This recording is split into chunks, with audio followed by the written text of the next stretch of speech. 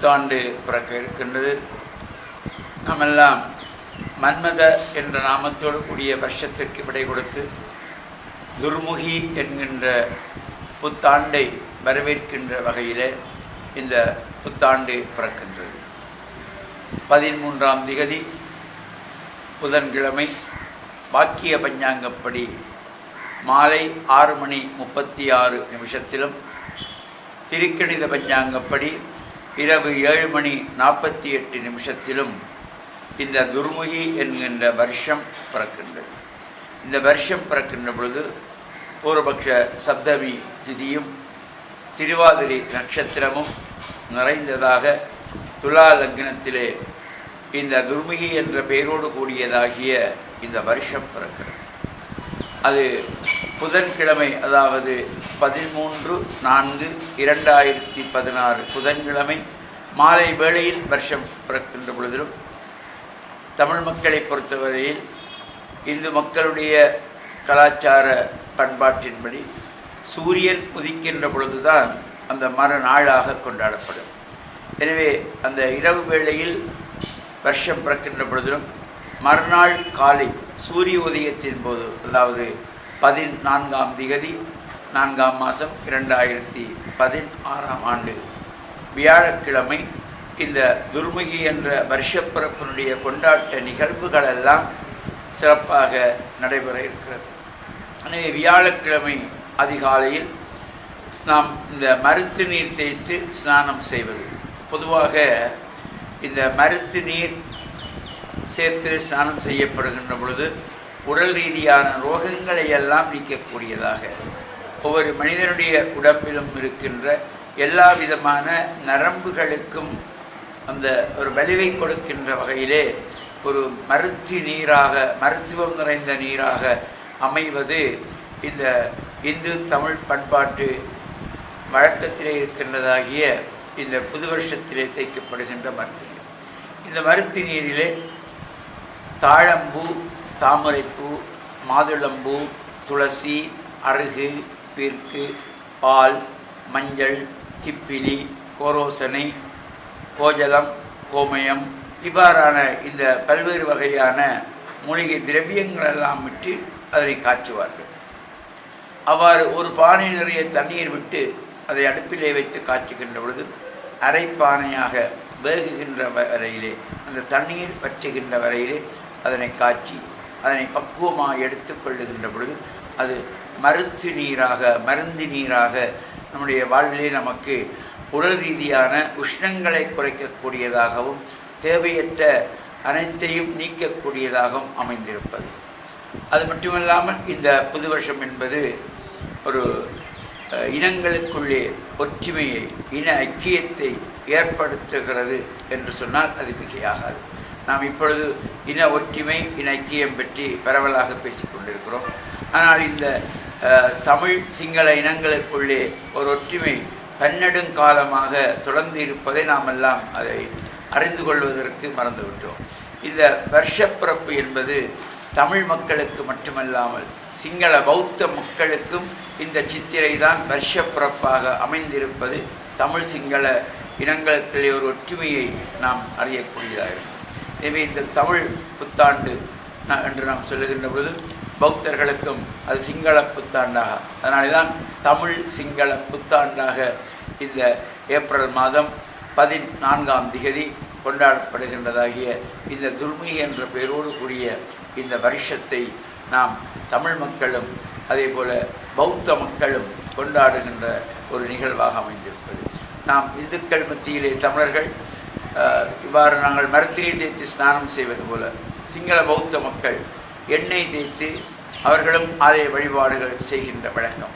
நாம் இந்த மரத்தினை தேய்த்த பின்பு ஆசார சீலராக புத்தாடைகள் அணிந்து ஆலய வழிபாடுகளிலே ஈடுபட்டு ஆலய வழிபாடு நடைபெற்றதும் பெற்றோர்கள், பெரியோர்கள், வயதிலே முதிர்ந்தவர்களிடத்திலே ஆசி பெறுவது, அவர்களிடத்திலிருந்து புத்தாடைகளை வாங்கி அணிந்து கொள்வது, இவ்வாறான இந்த கலாச்சார நிகழ்வுகளோடு கூட உறவுகளுக்குள்ளே ஒரு புரிந்துணர்வு ஒரு பகிர்ந்துணர்வு கொள்ளுகின்ற வகையிலே இந்த உற்றார் உறவினர்கள், நண்பர்கள், அயலவர்கள் எல்லோருமாக ஒன்று சேர்ந்து அறுசுவை உணவு உண்ணுகின்றதாகிய ஒரு சம்பிரதாயம் பன்னெடுங்காலமாக இருந்து வருகிறது. அவ்வாறு இந்த நண்பர்கள், உறவினர்கள் அனைவரையும் ஒன்று சேர்ந்து நாங்கள் இந்த அறுசுவையோடு கூட உணவு பதார்த்தங்களை எல்லாம் தயார் செய்து உண்ணுகின்ற ஒரு விருந்து உபச்சாரமாக இந்த சித்திரை புத்தாண்டை நாம் பார்க்கலாம். அவ்வாறு அந்த அறுசுவைகள் உரைப்பு, புளிப்பு, இனிப்பு, துவர்ப்பு, கைப்பு, கசப்பு என்கின்றதாக இந்த 6 சுவைகள் கொண்டதாக பல்வேறு வகையான பதார்த்தங்களை செய்திருவார்கள். இதே இந்த சித்திரை வருஷ பிறப்பிலே பொதுவாக இந்த சித்திரை, வைகாசி ஆகிய 2 மாதங்களையும் வசந்த காலம் என்று சொல்வார்கள். எனவே இந்த சித்திரை வருஷம் பிறக்கின்ற பொழுது வசந்த காலமாக அந்த மரம், செடி, கொடியெல்லாம் மொட்டு விடுகின்ற காலங்களாக, மலர்கின்ற காலங்களாக அமைந்திருப்பது இந்த வசந்த காலம். இனிமேல் இந்த காலத்திலே இந்த வேப்ப மரங்கள் கூடுதலாக நிறைய பூக்களை பூக்கக்கூடியதாகவும், அந்த வேப்பம்பூவிலே இருந்து அது ஒரு கசப்பானதான பதார்த்தங்கள் செய்யக்கூடிய வகையிலே இந்த வேப்பம்பூ வடகம் என்று சொல்வார்கள். அது இந்த வருஷப்பிறப்பிலே மிக மிக ஒரு முக்கியமானதாக அமைந்திருப்பது இந்த வேப்பம்பூ வடகம். எனவே இவ்வாறு இந்த அறுசுவைகளோடு கூடியதாகிய உணவுகளை பரிமாறிக்கொள்ளுகின்ற தமிழ் மக்களுடைய வழக்கம் போல பௌத்த சிங்கள மக்களும் இந்த எண்ணெய் தேய்த்து அவர்களும் பன்சலையிலே சென்று அவர்களுடைய மதகுருமார்களை வழிபடுவதோடு ஏழைகளுக்கும் நம்மால் முடிந்த உதவிகளை செய்வதும், இவ்வாறு அயலவர்கள் உறவினர்களோடு இந்த விருந்துகளிலே கலந்து கொள்வதும் இந்த தமிழ் மக்களிடையும் சிங்கள மக்களிடையும் இது ஒரு ஒற்றுமையாக இந்த இருவருக்குள்ளும் ஒரு புரிந்துணர்வு ஏற்படுகின்ற வகையில் இவ்வாறான ஒரு கலாச்சார நிகழ்வு இந்த தமிழ் கலாச்சாரம், சிங்கள கலாச்சாரம் இரண்டுக்கும் பொதுவானதாக இந்த வருஷப்பிறப்பு பன்னெடுங்காலமாக கொண்டாடப்பட்டு வருகிறது. இவ்வாறு இந்த வருஷப்பிறப்பிலே ஆலய வழிபாடுகளை செய்து பெரியவர்களையெல்லாம் ஆசி வழங்கிய பின்பு நாங்கள் மங்கள தர்சனம் என்று சொல்வார்கள். புது வருஷம் பிறக்கின்ற பொழுது எங்களுடைய நாங்கள் பார்ப்பது எல்லாமே நல்லதாக அமைய வேண்டும், நாம் கேட்பது நல்லதாக இருக்க வேண்டும், நாம் பேசுவது நல்லதாக இருக்க வேண்டும், நாம் நினைப்பது நல்லதாக இருக்க வேண்டும், நமக்கு நடப்பது எல்லாமே நல்லதாக அமையக்கூடிய வகையிலே மங்கள தர்சனம் என்று இந்த பூரண கும்பம் வைக்கப்பட்டு அங்கே குற்று விளக்குகள் ஏற்றி வைக்கப்பட்டு மஞ்சள், குங்குமம், சந்தனம், வெற்றிலை, பழம், தேங்காய் என்று இவ்வாறான மங்களப்பொருள்களோடு நவரத்தினம், காசுகள் இவையெல்லாம் வைக்கப்பட்டு அங்கே தரிசனம் செய்கின்ற நிகழ்வும் நடைபெறும். பொதுவாக இந்த வருஷப்பிறப்பிலே சில நட்சத்திரக்காரர்களுக்கு சங்கிரம தோஷம் நட்சத்திரம் என்று சொல்வார்கள். அவ்வாறு சில நட்சத்திரங்கள் என்று வருகின்ற பொழுது மிருகசீர்ஷம், திருவாதிரை, புனர்பூசம் இந்த நட்சத்திரங்களுக்கெல்லாம் சற்று தோஷ பரிகாரங்கள் கொண்டதாகவும், அவ்வாறாக இந்த மிருகசீரிடம், திருவாதிரை, புனர்பூசம், சுவாதி, விசாகம், கேட்டை, சதயம் போன்ற இந்த நட்சத்திரக்காரர்களுக்கு இது ஒரு முக்கியமான இந்த மருந்திரியில் தேய்த்து ஸ்நானம் செய்ய வேண்டிய அவசியத்தையும் இங்கே வலியுறுத்தப்படுகிறது. இவ்வாறு இந்த சித்திரை புத்தாண்டை நாம் முழு மனதோடு வரவேற்கின்ற பொழுது எங்களுடைய மனதிலே இருக்கின்ற பழைய சிந்தனைகள், பழைய எண்ணங்கள், எங்களுடைய மனதிலே இருக்கின்ற கசப்பான அனுபவங்கள் எல்லாவற்றையும் நாங்கள் விலக்கி புதிய சிந்தனைகள், புதிய எண்ணங்களோடு இந்த புதிய பேரோடு பிறக்கின்ற துர்மிகி என்ற பேரோடு பிறக்கின்ற வருஷத்தை வரவேற்கின்ற வகையிலே இறைவனுடைய திருவுருளால் நமக்கு கிடைக்க வேண்டும். இந்த நாட்டிலே 2 பஞ்சாங்கங்கள் நடைமுறையில் இருக்கின்றன. இது வாக்கிய பஞ்சாங்கம் படி செய்கின்ற ஆலயங்களும் மக்களும் இருக்கிறார்கள். திருக்கணித பஞ்சாங்கத்தை கைக்கொள்ளுகின்றவர்களும் இருக்கிறார்கள். எனவே எது சரி எது பிழை என்று நாங்கள் பாதிக்க வேண்டிய அவசியமில்லை. நம்முடைய சாதாரணமாக நடைமுறை வாழ்க்கையிலே நாம் ஒரு உடல் ரீதியான நோய் காரணமாக நாம் மருத்துவரிடத்தில் நாடுகின்ற பொழுது நமக்கு வயதானவர்கள் சொல்வார்கள், இது கை வைத்தியம், இது நாட்டு வைத்தியம், இது ஆயுர்வேத வைத்தியம், இது வீட்டு வைத்தியம் என்றெல்லாம் முன்னைய காலத்தில் சொல்லிக் கொள்வார்கள். இப்பொழுது இது ஆங்கில வைத்தியம் என்று செய்கிறோம். எனவே எந்த வைத்தியம் நல்லது அல்லது எந்த வைத்தியம் கூடாது என்பதை அங்கு விவாதிக்க இடமில்லை. நமக்கு நம்முடைய நோய் தீர்ந்தால் போதும். எதுவாக இருந்தாலும் நம்முடைய இலக்கை நோக்கி நாம் செல்லுகின்ற பொழுது இந்த 2 பஞ்சாங்கங்களும் சற்று சில மணி நேர வித்தியாசங்கள், 1 மணி 10 நிமிஷ வித்தியாசத்திலே தான் இந்த வருஷப்பிறப்பை குறிப்பிட்டிருக்கிறார்கள். எனவே இந்த வாக்கிய பஞ்சாங்கப்படி புதன்கிழமை 13ஆம் திகதி மாலை 6:36க்கும், திருக்கணித பஞ்சாங்கப்படி 13ஆம் திகதி புதன்கிழமை இரவு 7:48 மணிக்கும் இந்த துர்மிகி என்ற பெயரோடு கூடியதாகிய வருஷம் பிறக்கிறது.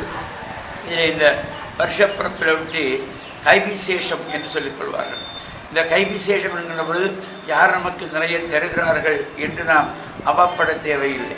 தருகின்றவர்கள் 1 ரூபாயாக இருந்தாலும் நல்ல மனதோடு, பெரிய மனதோடு, நிறைந்த மனதோடு அவர்கள் கொடுக்கின்ற அந்த 1 ரூபாய் நமக்கு 1 கோடிக்கு சமனாக இருக்கும். அவர்கள் மனமில்லாமல் பகட்டுக்காகவும் மற்றவர்கள் நம்மை பெருமையாக பேச வேண்டும் என்பதற்காக 1000 ரூபாய் வைத்து கொடுத்தால் அது நமக்கு எந்த விதமான பலன் கிடைக்காது. எனவே நல்ல மனதோடு, நல்ல சிந்தனையோடு இந்த புது வருஷத்திலே கை விசேஷம் என்று வழங்கப்படுகின்ற பொழுது ஒரு வெற்றிலையிலே நெல்மணிகள் பரவப்பட்டு அதிலே அது சாதாரணமாக காசுகளாக இருந்தாலும் கூட நல்ல 1 ரூபாயாக இருந்தாலும் நல்ல மனதோடு அதை வைத்து அந்த பெரியவர்களிடத்திலே நாங்கள் வாங்குகின்ற பொழுது இந்த நெல்லை நாம் மண்ணிலே போடுகின்ற பொழுது ஒரு நெல்மணியானது அது முளைத்து எத்தனை மடங்கு அந்த கதிர்களை எல்லாம் நமக்கு தருவது போல அந்த பெரியவர்களுடைய நல்ல மனதோடு நாம் பெறுகின்ற இந்த கைவிசேஷம் வாழ்விலே நமக்கு உயர்வையும் நாம் பெற வேண்டிய அனைத்தையும் பெறுகின்ற வகையிலே இவ்வாறு பெரியவர்களிடத்திலே கைவிசேஷம் பெறுவது என்பது.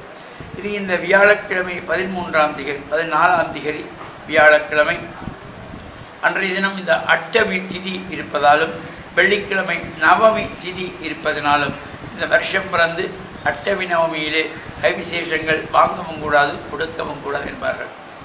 அதனாலே சனிக்கிழமை 16ஆம் திகதி கைவிசேஷத்துக்காக பஞ்சாங்கங்களிலே குறிப்பிடப்பட்டிருக்கிறது.